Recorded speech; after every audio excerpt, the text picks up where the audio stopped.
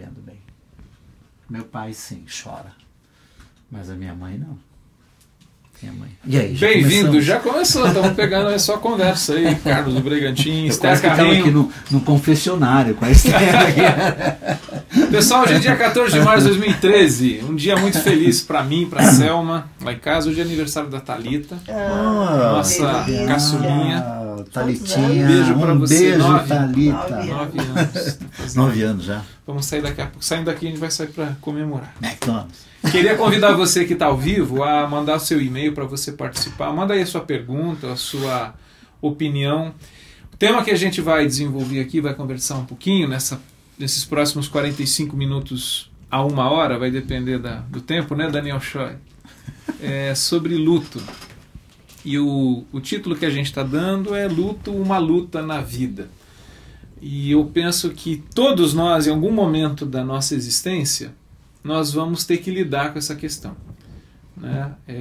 De forma, às vezes, um pouco distante, às vezes de forma muito próxima, e penso que em todas elas muito dolorida. Então a gente queria conversar um pouquinho, queria agradecer a Esther por estar aqui mais uma vez. A Esther vem lá da Vila Mariana para cá. Campeã de audiência. Campeã, e é sempre bom ter a Esther aqui. De audiência, não sei, eu sou campeã das de presença, né? Campeã de presença. É de audiência também. Eu acho de audiência também. É sempre bom conversar com a Esther, porque a Esther tem um papo. Os seus programas, além de tudo, são revistos, né? Antes de deixa eu monopolizar um pouquinho só mais a palavra, mas eu queria ler. Como sempre. Como sempre. Aqui a gente briga, as mulheres aqui só menos falam, viu, Esther? Aqui eu brigo com o Brega pra ver quem fala mais. Não, elas começam a falar 5, 10 minutos depois que começa o programa. Mas é uma oração de São Francisco, e é uma oração antiga, conhecida. A propósito, né, do São Francisco, né? A propósito, já que o Papa resolveu ser chamado de Francisco, tomara ele faça uma boa administração, um bom governo sobre os católicos. Mas é uma oração interessante em que o Francisco de Assis diz assim: morte, drama sagrado, não uma tragédia, morte bem-vinda, não uma inimiga, morte, uma irmã, não uma ladra, morte, abertura para a plena liberdade, presença do reino de Deus, utopia dos justos. Uma coisa que me chama a atenção, Esther e Carlos Bregantin, é o seguinte: nós somos a única espécie, me parece, dos seres vivos que pensamos, falamos, conversamos, refletimos sobre a existência da nossa própria morte. A gente pensa sobre isso, a gente fica com medo, considera quais são as possibilidades em que a gente vai morrer, enfim. Né? Me parece que as outras espécies vivem assim. Não, e a gente luta para que não aconteça. Isso, né? Quanto mais tarde, melhor. Então, assim, ao mesmo tempo. Quer ser eterno aqui, né? Até quero ir para o céu, mas eu não quero morrer de preferência. Quero ter uma experiência tipo lá de Elisa, alguma coisa assim, né? Mas, assim, ao mesmo tempo que ela é tão real em termos daquilo que a gente pode articular e dialogar e colocar em termos de linguagem a existência dela, me parece que a gente vive numa sociedade hoje, contemporânea, que ela afasta das conversas, das realidades cotidianas, a presença da morte. Tempos atrás o Paulo Andrade veio aqui falar sobre ética, e ele falou uma coisa que é muito interessante. Ele falou assim, não estou advogando essa prática novamente, mas para a gente pensar, e aí vocês vão falar. A gente não faz mais velório nas casas. Uhum. As pessoas não morrem mais nas casas. Elas morrem em UTI, elas morrem nos velórios. E aí, o que ele está querendo dizer não é que a gente vai trazer de volta. É complicado, mas assim, a nossa sociedade, ela, ao mesmo tempo que a morte faz parte da vida, ela não lida, me parece, de forma consciente e madura com a realidade da morte.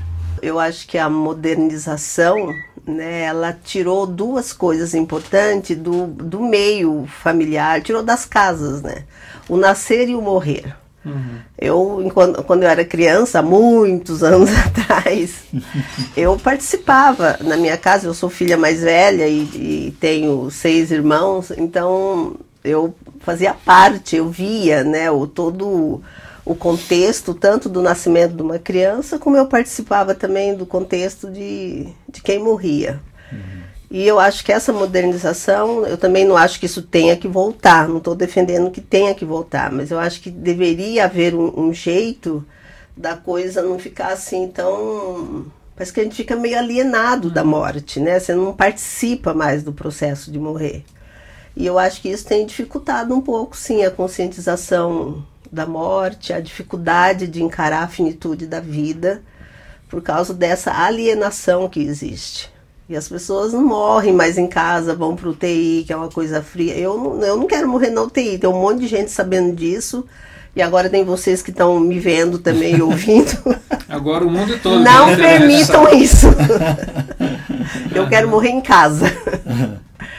E eu acredito que essa alienação tem dificultado o processo do luto. Não que lá no passado foi melhor, né? Mas o luto é sempre dolorido. Mas eu acho que essa alienação tem dificultado bastante. E parece o se refazer depois da morte. E parece-me que isso combina, né? Combina, digo, de modo para pior, né? Que é essa coisa dessa geração anestésica, né? Que não quer conviver com a dor. Porque dói, de né? modo algum. Né?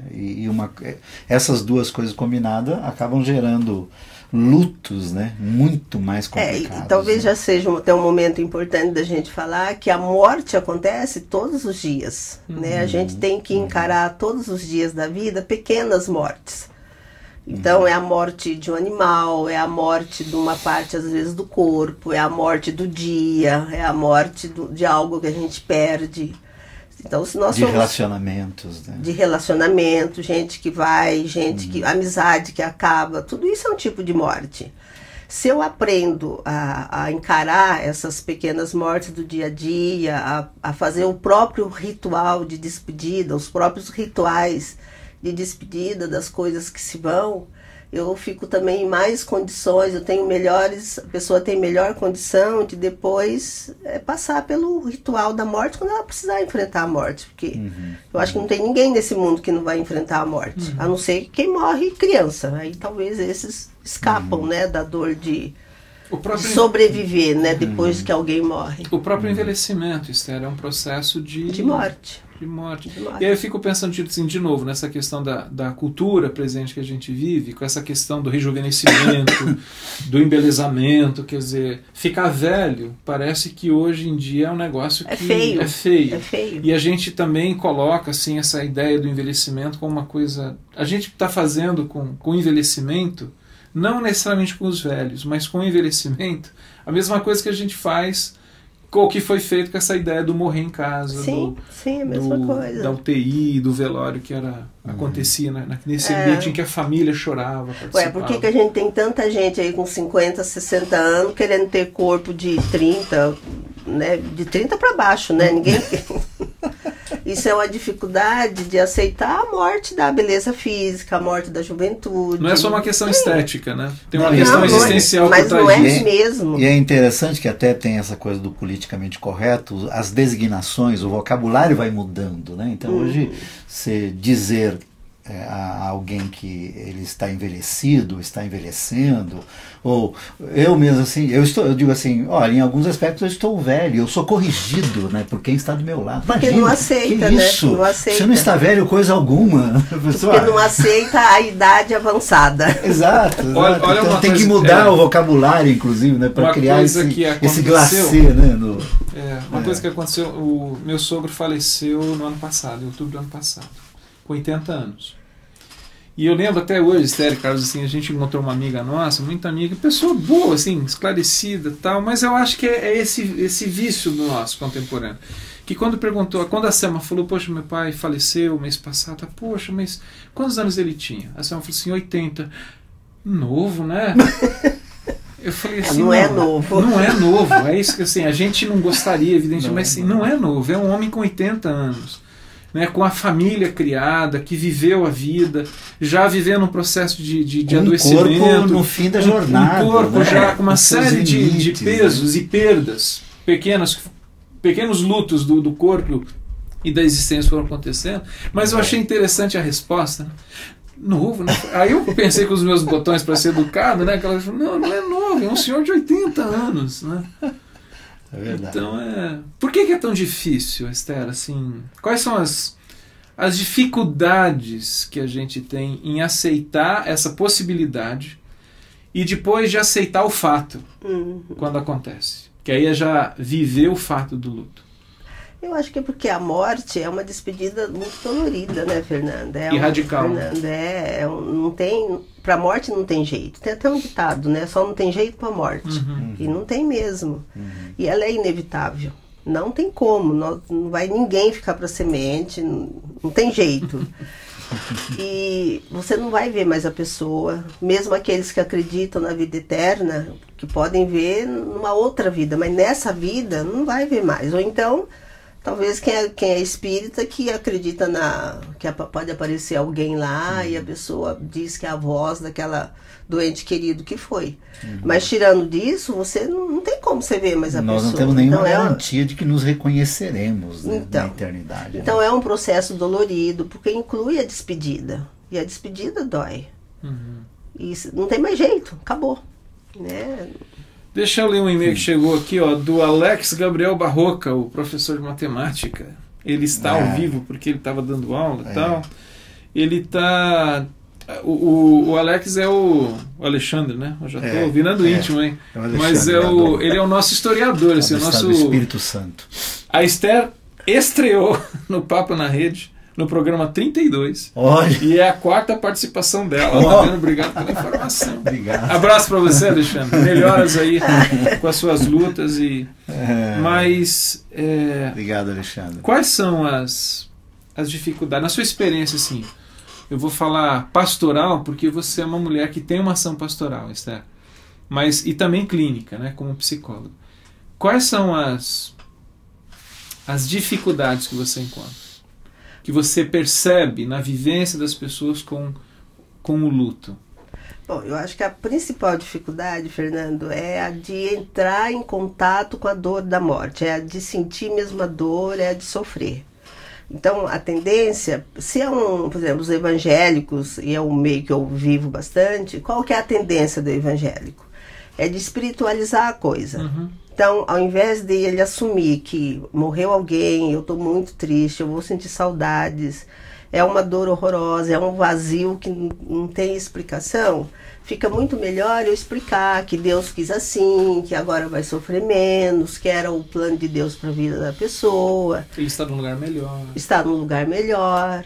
E não entra em contato com a morte. Então, para mim, a dificuldade maior é essa. Agora, em função dessa dificuldade, eu posso espiritualizar, eu posso dar uma de forte. Eu encontro muita gente com a desculpa assim, mas eu não podia chorar na frente do meu filho. E pode chorar, e deve chorar na frente de filho, de mãe, de pai, seja lá quem for. Porque, na verdade, quando a minha fragilidade encontra com a fragilidade do outro, aí a gente ganha força nisso. Então, tem um engano nisso. Essa coisa de manter uma postura de força, de forte, perante uma criança, ou o marido perante a mulher, ou a mulher perante o marido, tem um engano de achar que isso deixa o outro forte ou eu também fico forte. E é o contrário. Quando eu me junto ao outro nessa dor, nessa fragilidade, daí sim tem uma força que surge ali do encontro de duas fragilidades. E é muito importante isso na família, porque às vezes morre uma criança, aí o pai, a mãe não quer chorar perto do outro filho. Só que na cabecinha do outro filho, esse choro vai ser muito benéfico para ele, porque ele inclusive vai pensar assim, nossa, meu irmão era querido e eu sou querido do meu pai. Olha como eles estão sofrendo com a morte do meu irmãozinho. Então tem umas coisas que a gente faz forçando a natureza que mais prejudica do que ajuda. E a espiritualização também, eu acredito mesmo que a pessoa pode estar num lugar melhor, que o refazer da vida pode ser um milagre também de Deus, uma bênção de Deus, tudo isso é verdade. Mas naquele momento é hora de chorar a despedida daquela pessoa querida que foi. Aliás, um bom exemplo disso é Jesus Cristo, né? Estava pensando isso agora. Quando Jesus chega na família enlutada, ele não fica lá. Ele até fala que Lázaro que era para a glória de Deus, que ia se manifestar algo bonito ali, miraculoso. Mas quando ele se encontra com Maria, que Maria está chorando, ele chora junto com a Maria. E ele não fala nada. né? Então a melhor palavra para se consolar uma família enlutada é essa de Jesus, é chorar junto. E tem uma coisa que é interessante a expressão, o vocábulo grego que é utilizado, desse Jesus chorou, né? Uhum. Que está lá em João capítulo 11, ele tem um sentido, sabe aquele gemido, aquele grito de dor, né, que vem de dentro, que as pessoas ouvem, né? Tanto que depois no texto sequência as pessoas dizem, olha como ele o amava e tal, aquela coisa. Então é interessante esse choro de Jesus. E aí você fala uma coisa que eu acho legal, que é assim, Jesus ele faz uma série de afirmações que são corretíssimas, é evidente, né? Ele está falando que vai acontecer, é para a glória de Deus e tal. Mas ele entra em contato com a dor da perda do amigo, e acho que mais o significado da morte na existência humana, aquela ideia assim, não era para ser assim. Mas eu penso muito na relação pessoal que Jesus tinha, a amizade que ele tinha com esses 3 irmãos, né? E o meu amigo morreu. Ele experimentou passar por um processo que a humanidade passa que não era para ser assim. Isso é dolorido demais. Agora, Esther, tem algum exercício, por exemplo, para que aquele que está vivendo um luto agora, né, nesse período, por exemplo, e ele tem algum exercício no sentido de administrar as lembranças?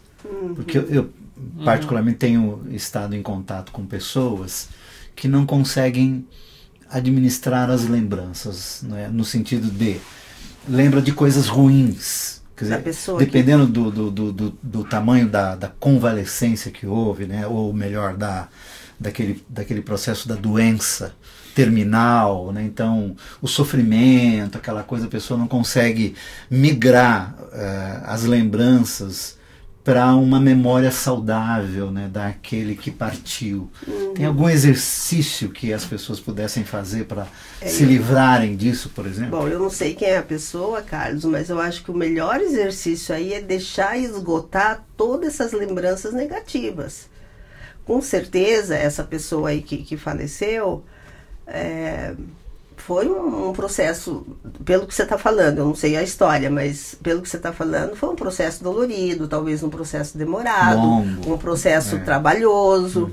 Eu penso que o melhor exercício aí é encontrar alguém que tenha uma capacidade de escuta para essa pessoa esvaziar essas memórias doloridas. Quem sabe esvaziando as memórias doloridas pode vir alguma memória boa. Agora, precisa ver se teve as memórias boas, às vezes não tem também. E não dá pra gente também inventar. Isso pode misturar, por exemplo, essa pessoa tendo uma relação conflitante, mistura-se com culpa, ou com essas estranhezas da alma. Pode ser culpa, pode ser que tenha sido uma situação em que foi muito difícil para esse sobrevivente, pode ser que ele tenha sentido muita raiva. Porque é comum, né? Você tá cuidando de alguém e que às vezes dá um trabalho danado. Vocês viram o filme Amor? Eu vi. Que estão passando? Então, aquele filme lá, a gente não sabe direito. Bom, não dá para falar o fim do filme aqui para não estragar para quem vai ver. Para quem ainda vai ver. Mas a gente não sabe direito o que passa na cabeça daquele homem. Mas chega uma hora que ele desiste. Nós não sabemos se ele estava cansado, se ele estava com raiva, se ele estava querendo diminuir a dor. Se ele desiste, né? Ou se ele investe. Então, pode ser uma relação onde tenha tido muita raiva, e quando o objeto da raiva, aí no caso a pessoa, né, que parte, o outro vai ficar com culpa. Agora, a raiva é legítima numa situação dessa. O cansaço é legítimo. Né? Uma pessoa totalmente dependente é muito trabalho, mas é muito trabalho. E quem está à volta, se não for uma coisa bem administrada, bem organizada, mas nem todo mundo tem recurso para isso. Então, às vezes, isso fica nas costas de uma pessoa só. É óbvio que ela vai ter raiva. Normal isso, né? Porque a pessoa que está numa situação dessa, um chamado paciente terminal, ele exige muito, desgasta muito, né? Não tem, é muito difícil isso. Aí o ideal também é que essa pessoa trabalhe, ela precisa ter um ouvido amoroso, que escute, que aceite, né, todos os sentimentos dela, para ela ir trabalhando e até entendendo que essa culpa é uma culpa falsa, que dói tanto quanto a verdadeira, mas que ela não precisa carregar isso, que qualquer pessoa naquela situação sentiria o que ela sentiu ou até mais, né? Então, pode ter sim, pode ter culpa, pode ter uma opção de coisas aí. Sim, entendi. Posso ler um e-mail aqui que Pode, chegou? Vamos aos internatos. Ó, primeiro o Manô, aqui de São Paulo, Comunidade de Atos, mandando um abraço. Opa, Para nós que estamos aqui, Manô, para você também um abraço. Obrigado pelo seu e-mail. O Rodrigo lá de BH também. Obrigado pelo programa, Ferramenta Ministerial. Rodrigo Lins. É isso daí. Abraço, e a amigo. Silvia, aqui de São Paulo, Silvia Rafael, ela diz o seguinte: esse é um assunto muito importante, inclusive os cemitérios estão atentos a isso. O Memorial Parque Cerejeiro oferece assistência ao enlutado e oferece curso às crianças. O que vocês acham dessa iniciativa? E aí eu te introduzir uma pergunta aqui na conversa, que é a seguinte, Esther. Como que você pensa, qual é a sua ideia sobre essa questão da criança? Porque a gente falou daquele tempo, eu lembro que meu avô eu não vi ele falecer, mas eu lembro dessa história assim, de que ele foi velado em casa, os vizinhos, as crianças estavam ali correndo lá do caixão. Hoje não tem mais isso. E aí tem essa questão assim, morre um parente, morre um familiar, tem uma criança pequena de 2, 4, 7 anos, 10 anos. Como é que é um caminho interessante para lidar com essa questão do luto, para a criança vivenciar o luto? Sim.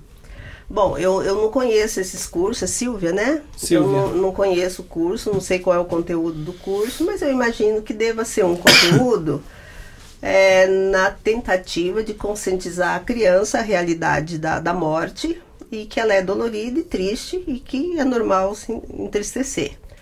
Eu acho que nós temos feito um crime contra as nossas crianças. Eu acho que essa atitude dos pais, avós, né? Ou parentes, que às vezes são os pais, às vezes morrem os dois pais da criança, de tirar a criança do ritual da morte, né? O ritual do enterro ou da cremação, que seja. Ou mesmo até antes, né, Esther? Sim. O ritual da doença, da enfermidade, né? E tem crianças que são exiladas nesse período, né? Isso significa que a gente está tirando a oportunidade da criança dela já ir vivenciando uma coisa que é natural na vida. Porque morrer é natural, é o processo natural da vida. Então, com a modernização que tirou os velórios de dentro de casa, eu acho que seria sábio os pais deixarem os filhos participarem, sim, de levar a criança, mostrar lá a pessoa no caixão, explicar para ela que morreu, deixá-la participar desses rituais. Agora, a criança não precisa ser informada como que se fosse um tratado teológico, né? Claro que a criança não. tem o tamanho dela, o entendimento dela, né? O modo como ela enxerga, porque às vezes alguns querem participar tanto que querem, quer dizer, dar um compêndio teológico para a criança entender. Não, mas o que a criança não está perguntando isso. Exatamente. Né? Normalmente, a partir do 3º, 4º ano, é que a criança começa a ter a consciência de que a morte é morte mesmo e desaparece. Até então, a criança, apesar dela experimentar a dor da despedida quase como se fosse de uma morte, volta, né? O pai sai e volta, a mãe sai e volta. Então, ela não tem bem a consciência do que é a morte. Agora, a partir do 3º, 4º ano, alguns um pouquinho mais tarde, a criança vai entendendo que a morte é uma separação definitiva. E elas começam a fazer perguntas. E a gente só deve responder uma coisa que a criança está perguntando e de acordo com a idade dela. Eu lembro do meu neto, um deles lá, quando tinha 5 anos, que ele ficou muito intrigado com essa coisa da morte, ficou revoltado. E por que Deus fez para morrer? E aí a gente foi conversando com ele e contamos uma história para ele que ajudou muito. A gente falou para ele o seguinte, falou, olha, quando um bebezinho nasce, Deus começa a fazer uma casinha para ele lá no céu. E quando a casinha fica pronta, aí Deus chama a pessoa para ir morar nessa casinha. Alguns demora para a casinha ficar pronta. A casa só fica pronta quando a pessoa está bem velhinha. E outros não demora tanto. Às vezes, quando é para criança ainda, a casinha já está pronta e vai, né? E ele aceitou bem essa história. Claro que ele falou, ai, vó, tomara que a minha demore, viu? A sua também eu quero que demore. Tomara que a obra da minha casa seja embargada.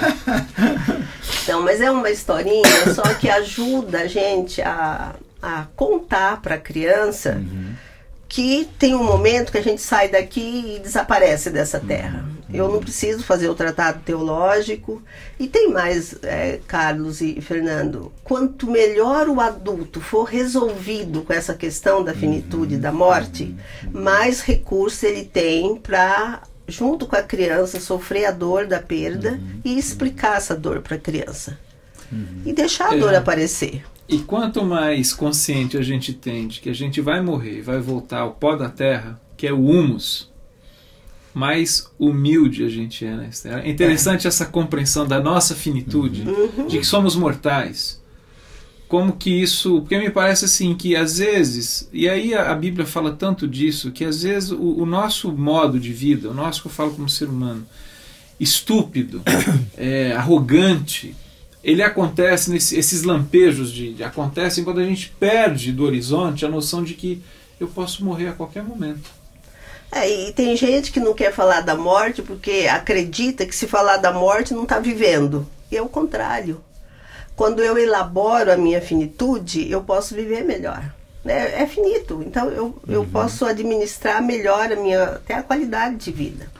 Eu trabalhei com um grupo uma vez, um grupo de terapia, e nós trabalhamos a morte no próprio grupo. E o último exercício que a gente fez foi da gente fazer o funeral. Preparar o funeral como que cada um gostaria que fosse o seu funeral. E deixar, inclusive, a ordem do acontecimento das coisas pronto. O que a pessoa queria, quem que ela queria que falasse no funeral dela, se tinha alguma mensagem que ela gostaria que fosse feita. E foi muito interessante, porque um ou outro começou a ter um pouco de dificuldade com isso, mas ele foi trabalhando, foi descobrindo o porquê dessa dificuldade, e em grupo, todos nós, cada um fez o seu funeral.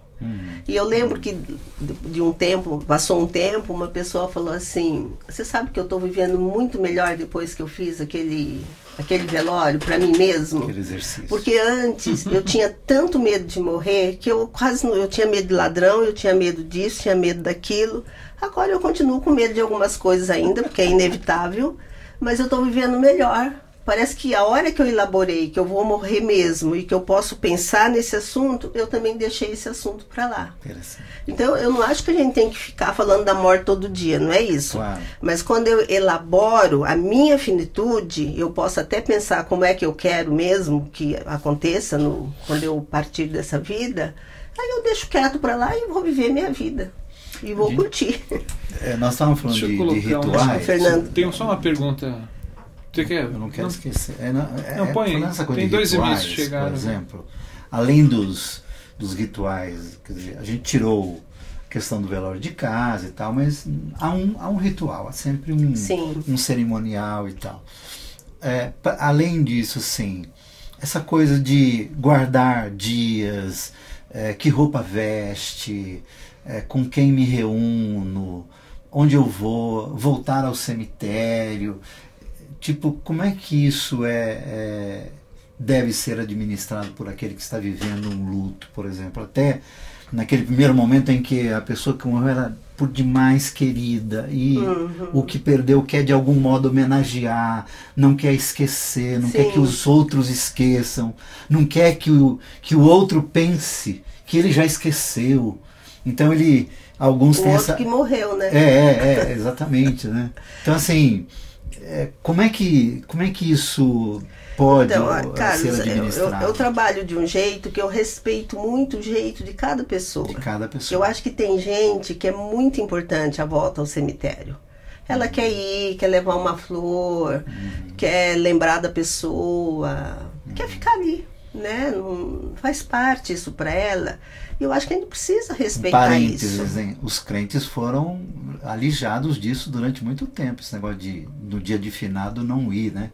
Que era ligado a algum tipo de idolatria. Nossa, eu nem sabia disso. Tem umas coisas complicadas. Então, imagina, tá com Jesus, entendeu? Para que voltar lá? Então, mas e às vezes a ida é para a pessoa, né? Ela precisa sim, daquilo. Eu acho que a gente precisa respeitar a pessoa. Se ela quer, porque vamos supor que ela quer pôr uma roupa preta, sei lá, que era muito comum também muito antigamente. Comum, Isso pode ser o quê? Tô deprimido. E a depressão faz parte do luto. O entristecer, o recolhimento faz parte, né, do processo de luto. Então, eu, em consultório e mesmo na minha vida pessoal, eu tento respeitar muito o jeito de cada um. Né? Tem pessoas que não querem mais voltar no cemitério, não querem mais saber. Outros querem ficar com alguma... Eu tenho uma coisa que eu guardei da minha mãe e eu guardo aquilo com muito carinho, porque eu quero ter aquele presentinho dela. Então, cada um é cada um, né? Eu não acho que tem uma anomalia aí que a gente tem que lutar contra isso. A não ser que a pessoa está deixando de comer, está deixando de cuidar dos vivos. Aí a gente precisa ver o que está acontecendo. Mas se é só uma prática que de repente traz um alívio para ela, ou ela está na fase ainda da elaboração dessa pessoa, da morte, né? É normal, eu acho que cada um tem uma história. Deixa eu ler os e-mails que chegaram aqui, ó, pra gente. Tem um que é uma pergunta da Vânia Viana, lá de São Gonçalo. Bem-vinda. Abraço para você, Vânia. Fazia tempo que a gente não recebia um e-mail seu, muito bom. Ela tá dizendo aqui o seguinte: olha, bom demais ver vocês. Tive uma aluna de 8 anos que, já alfabetizada, ao perder seus pais em um acidente, sua memória foi apagada, entre aspas aqui a palavra, e ela esqueceu tudo que havia aprendido, tendo que repetir o ano, o que gerou novo trauma. Como ajudar uma criança nesse caso? Deixa eu juntar uma outra pergunta que foi colocada, que é do Tiago Venâncio, aqui de São Paulo. Minha tia passou por muitas perdas com o marido, pais, etc. Hoje, aos 64 anos, sente muito e é constante as lembranças. Ela luta contra a depressão. Ela está no caminho de Cristo e a comunidade apoia bastante. Abraço. Na realidade, não está fazendo uma pergunta, colocando essa experiência do grupo. Né? E o Jaime, lá da comunidade, Jaime Stabel, todas as vezes que Jesus foi chamado por morte, todas as vezes que Jesus foi chamado por morte, houve vida. Ter essa certeza da vida em Jesus não é a melhor forma de ver a morte? Beijo, abraço a todos vocês.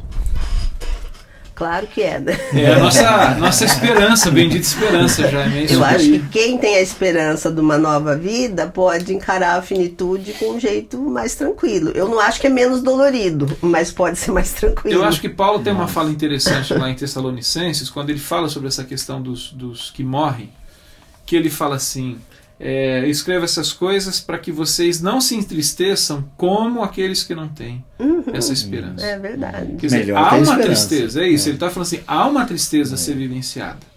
A morte, ela é dura. Me parece que Paulo está reconhecendo isso. Né? No entanto, há algo que caminha junto com essa tristeza, que é essa esperança, que é a fé, que é a vida que Cristo nos dá. E de que Deus é um Deus de vivos e não de mortos. Costumo dizer isso, ó, dá as mãos para a esperança e vai embora.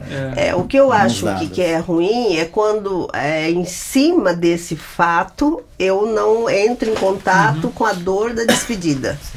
Eu nego essa dor. Aí que é um problema, porque essa dor vai estourar lá na frente assim, de alguma forma. É a teologia correta, mas usada de forma errada.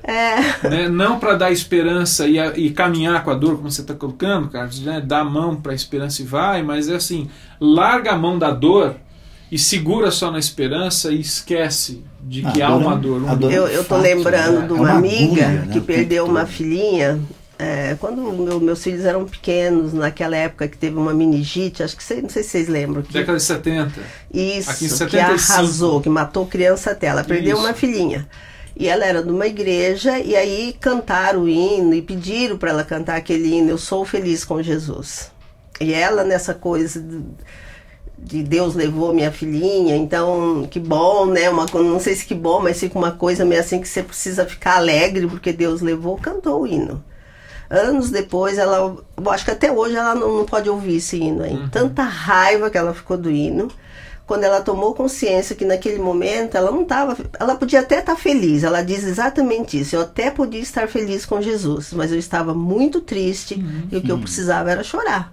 E não estar cantando... É impressionante. Eu sempre faço menção aqui, da ideia seguinte.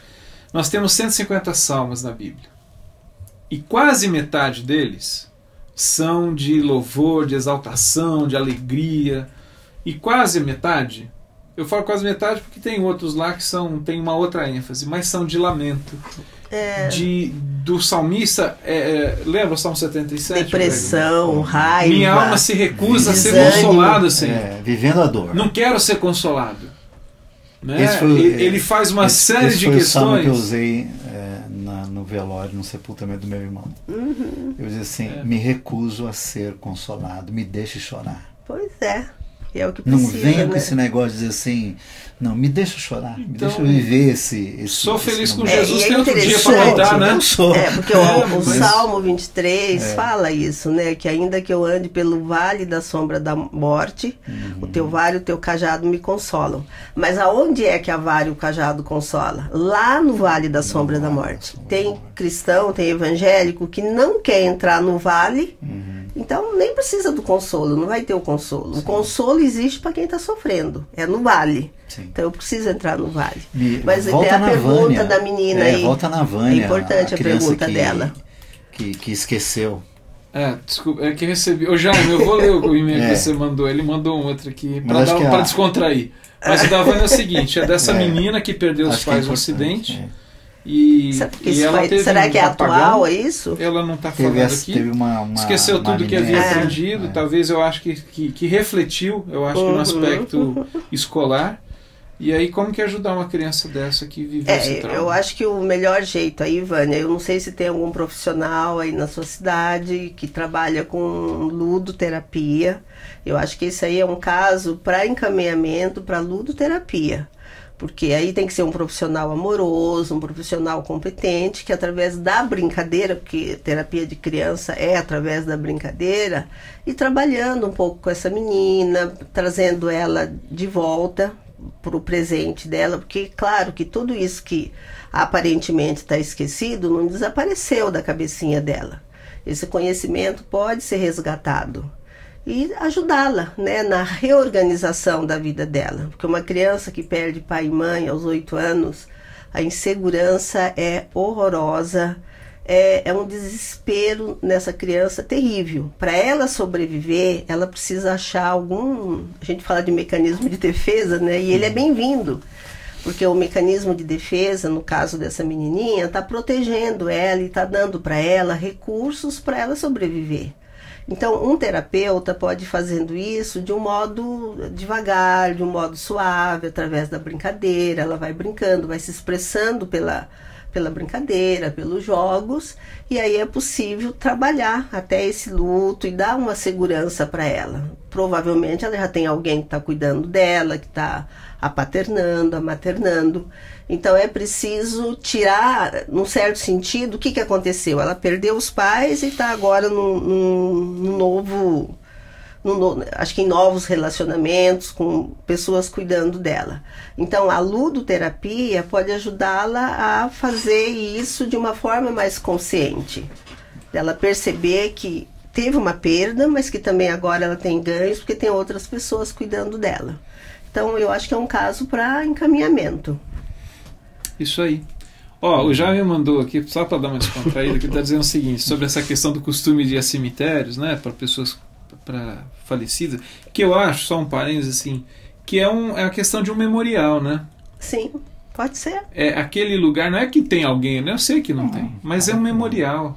Aqui foi sepultado meu marido, aqui foi sepultado meu filho, aqui foi sepultado meu irmão. E há choros para serem chorados. Exato, né? E que esse eu e minha marco... família, nós temos isso. Quando a gente vai lá no túmulo do meu irmão, nós choramos. Lembrando, ele era a alegria entre nós, né? A gente brincava que a gente ria dele por conta das piadas que ele contava, e ele mesmo ria da piada dele. Então ele era essa coisa. Então nós estamos ali falando em piada, no choro, né? Ele deve ser uma piada. O Jaime mandou aqui, né? Conhece a história da pessoa que foi colocar flores num túmulo e viu uma senhora no túmulo ao lado colocando um bolo. A primeira estranhou e perguntou: a pessoa vem comer o bolo por acaso? E a senhora que estava colocando o bolo respondeu: sim, logo depois que o seu querido sair para cheirar as flores. Interessante, né? Cada um vive o seu luto de uma forma. Valeu, Jaime, valeu. Mas, Esther, quais são alguns passos que seriam interessantes? Assim, a gente já tocou nessa questão, mas eu acho que queria aprofundar um pouco, estender um pouco. Quais alguns passos interessantes, pensando, por exemplo, naquelas 5... Você falou um pouquinho antes da gente começar o nosso papo ao vivo. O que... Você falou assim de 5 fases seguida, que acontecem. Né? Em seguida, né? Não necessariamente naquela ordem, não necessariamente as 5, mas 5 experiências que a pessoa enlutada pode viver. Possibilidades. Né? Esses 5 passos. Fala. E como lidar e como que atravessar essa fase mais intensa do luto. Eu gosto muito dessas 5 fases, que é um livro de uma psiquiatra, eu não lembro, acho que é suíça, ela já é falecida, que é a Elisabeth Kubler-Ross, que é uma pessoa muito conhecida até no meio psicológico, no meio psiquiátrico, porque ela trabalhou com muitos pacientes terminais, então ela acabou tendo muita experiência, tanto com as pessoas que recebiam um diagnóstico que a morte estava muito próxima, como depois lidando com os familiares que sobreviviam à pessoa que morreu. Então ela fala da primeira fase, que é a negação. Então a negação, que é muito comum a gente ver isso, né?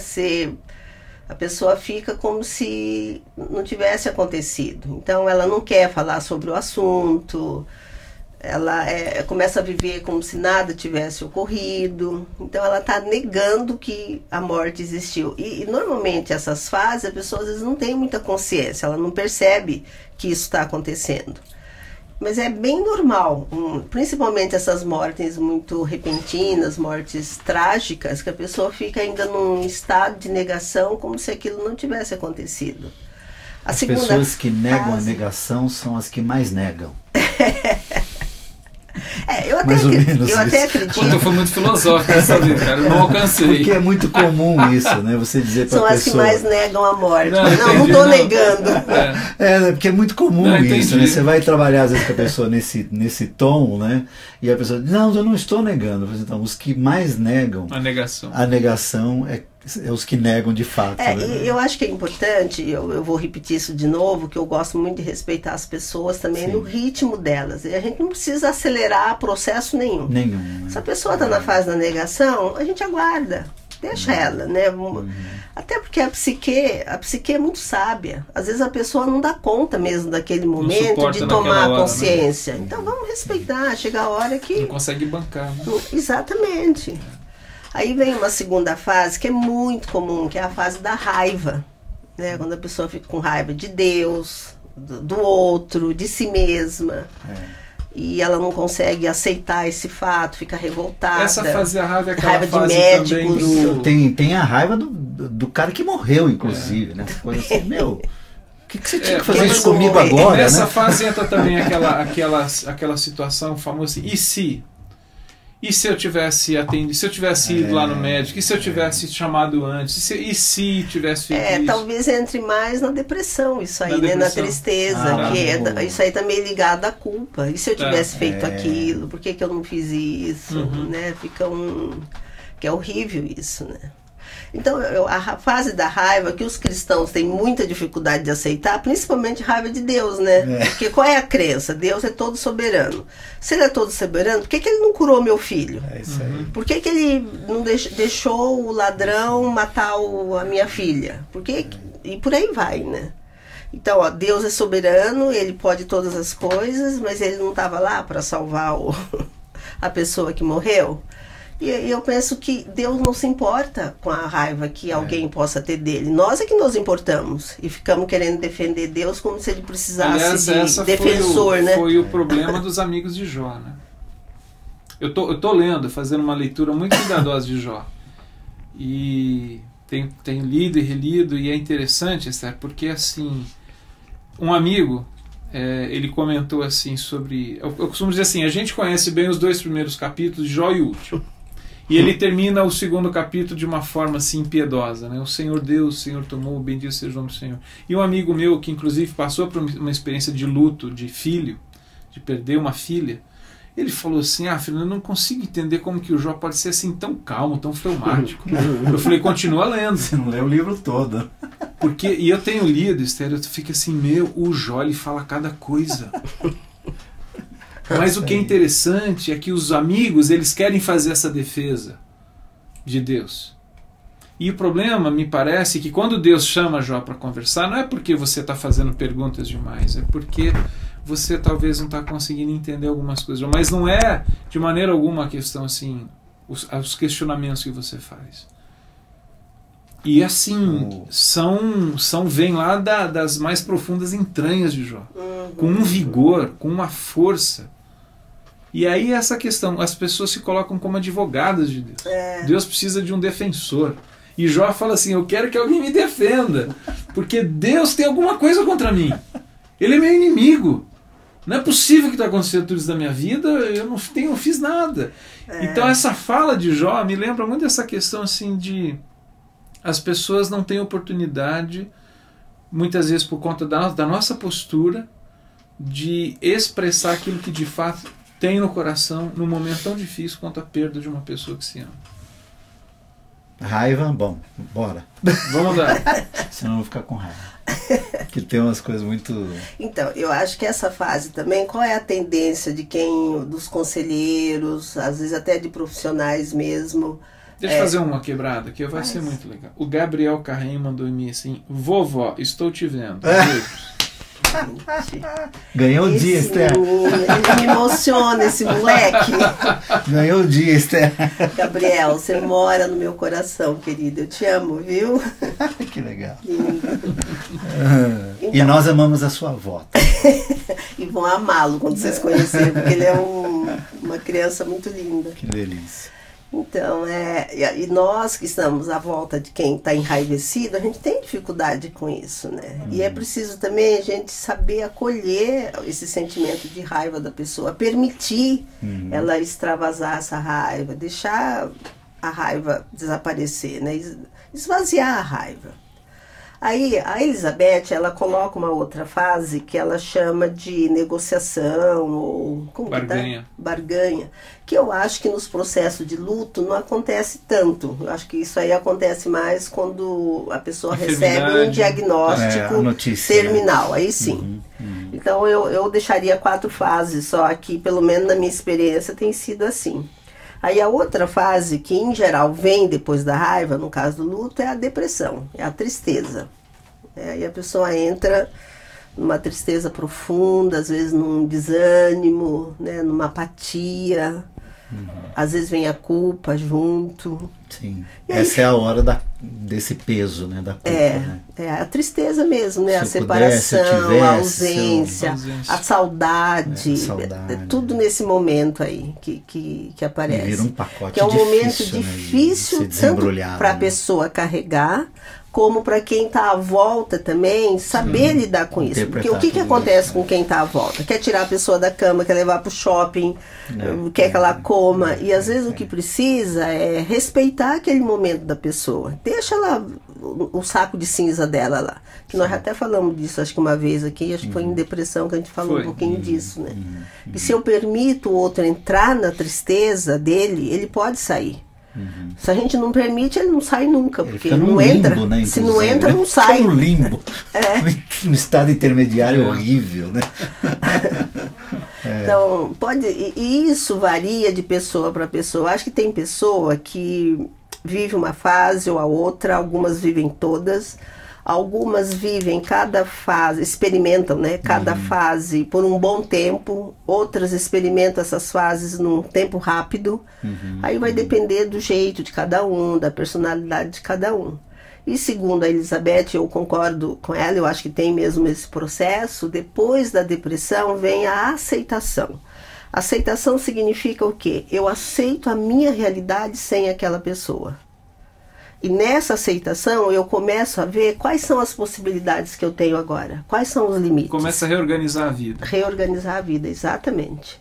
Então o outro morreu, vai fazer falta mesmo, dependendo da convivência, né? Mas quando eu passo por essas 3 fases, ou passo por esse processo, que pode ter as fases das mais diversas maneiras, eu tenho recurso para reorganizar a minha vida. E aí tem que tomar consciência, né? Algumas coisas que o outro fazia não vai ser feita mais. A casa, às vezes, que se morava não serve mais, tem que mudar para outro lugar. Pode ser que um tenha que começar a trabalhar ou deixar de trabalhar. Cada um vai ter aí um jeito de reorganizar a própria vida. Ninguém substitui ninguém, né? Isso. Não. Ninguém é substituível. Não. A pessoa... No mundo corporativo Agora, a gente usa muito ouve muito essa expressão, né? Ninguém é insubstituível.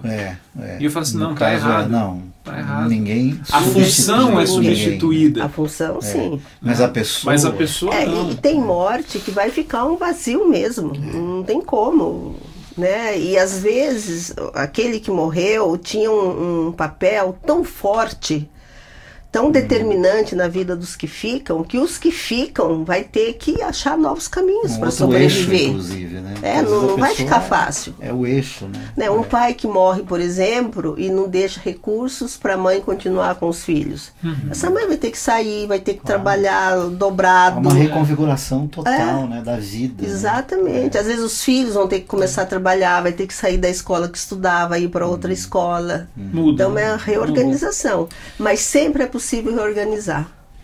Silvia Godoy de São Paulo. Esther, querida, sua experiência e sua sensibilidade fazem toda a diferença. Esse assunto é muito importante. Muito importante. Ai, que delícia. Eu até, assim, deixa eu só colocar mais um e-mail aqui que chegou, do Wagner, que é uma coisa interessante. Ele falou daquele hino, acho que Sou Feliz com Jesus, né?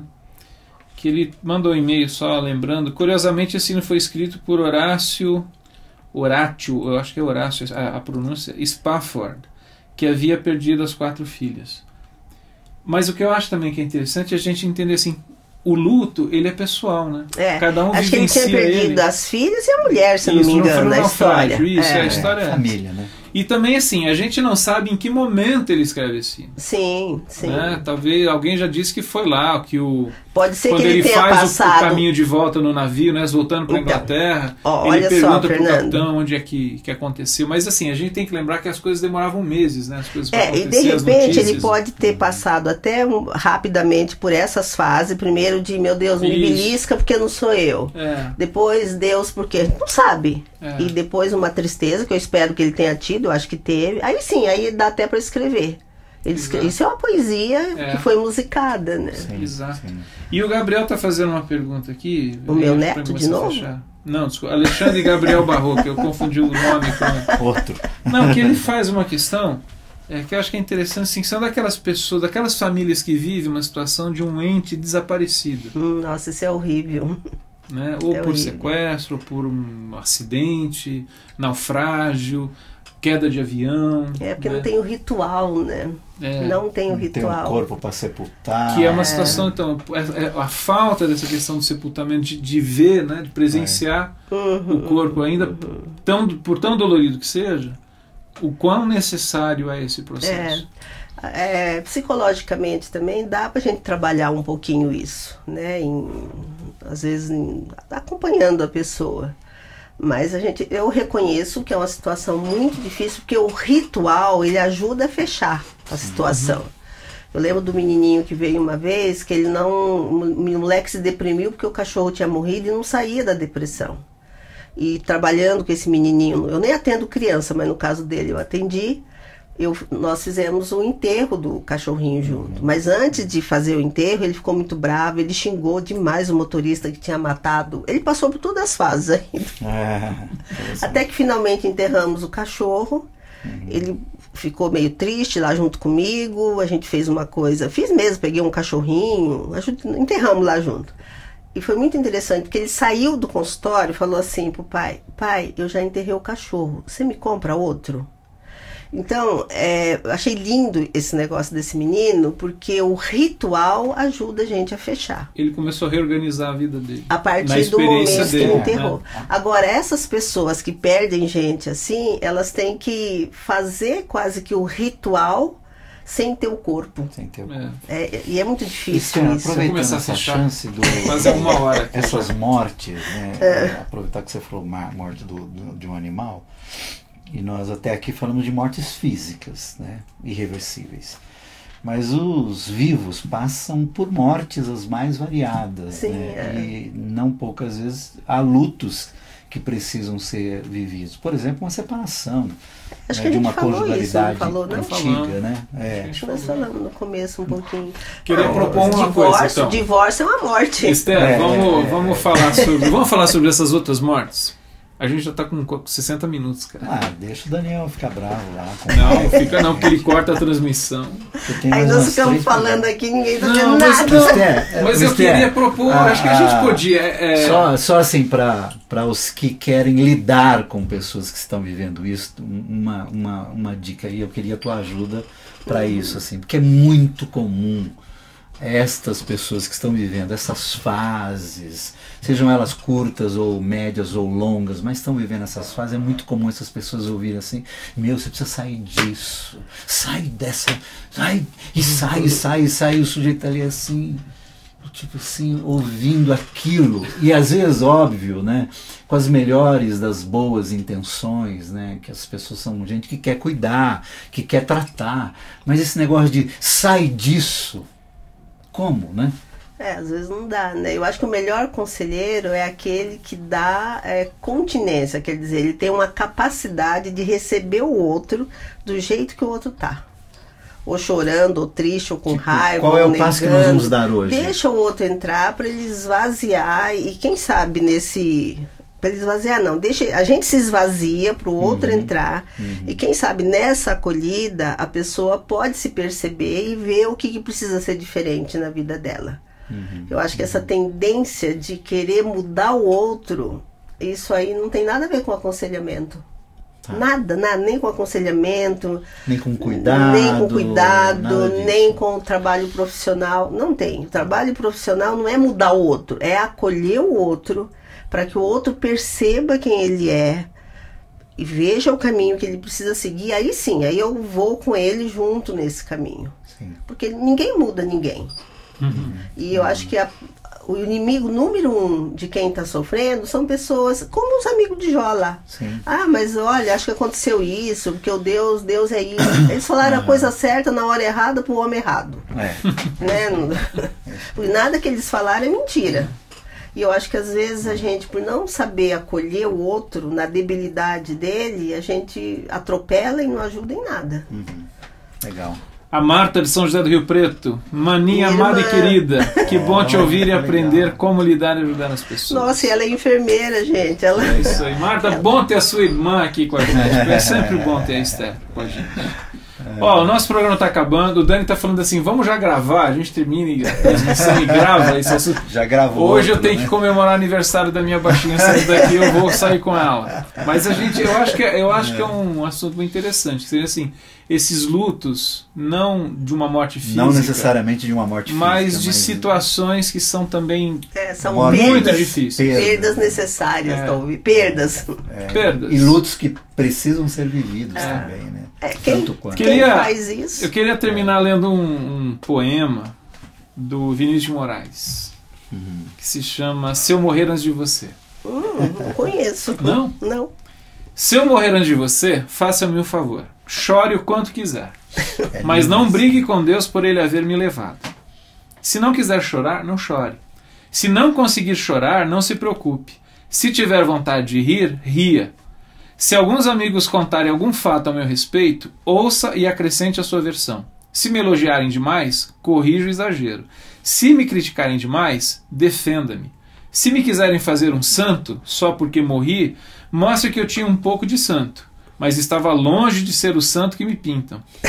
Se me quiserem fazer um demônio, mostre que eu talvez tivesse um pouco de demônio, mas que a vida inteira eu tentei ser bom e amigo. Se falarem mais de mim do que de Jesus, chame a atenção deles. Se sentir saudade e quiser falar comigo, fale com Jesus e eu ouvirei. Espero estar com ele o suficiente para continuar sendo útil a você lá onde eu estiver. E se tiver vontade de escrever alguma coisa sobre mim, diga apenas uma frase. Foi meu amigo, acreditou em mim e me quis mais perto de Deus. Aí então derrame uma lágrima. E eu não estarei presente para enxugá-la, mas não faz mal. Outros amigos farão isso no meu lugar. E vendo-me bem substituído, irei cuidar de minha nova tarefa no céu. Mas de vez em quando, dê uma espiadinha na direção de Deus. Você não me verá, mas eu ficaria muito feliz vendo você olhar para ele. E quando chegar a sua vez de ir para o Pai, aí, sem nenhum véu a separar a gente, vamos viver em Deus a amizade que aqui nos preparou para Ele. Você acredita nessas coisas? Sim. Então ore para que nós dois vivamos como quem sabe que vai morrer um dia. E que morramos como quem soube viver direito. Nossa, que lindo isso. A amizade só faz sentido se traz o céu para mais perto da gente e se inaugura aqui mesmo o seu começo. Eu não vou estranhar o céu. Sabe por quê? Porque ser seu amigo já é um pedaço dele. Vinícius de Moraes. Nossa, não conhecia. Lindo, Não. Vinícius. É lindo. Lindo mesmo. Esse poema eu acho um dos mais lindos dele. Esther, queremos agradecer. Esther, queremos agradecer. sabe você. lidar com a morte aqueles que sabem lidar com a vida. É, com certeza. Mas com uma vida não alienada, né? Essa Claro. vida que Vida, põe em vida, pé. vida, show. vida. Amigos que mandaram e-mail, obrigado pelas perguntas, pelos abraços, os beijos, bom ter vocês aqui.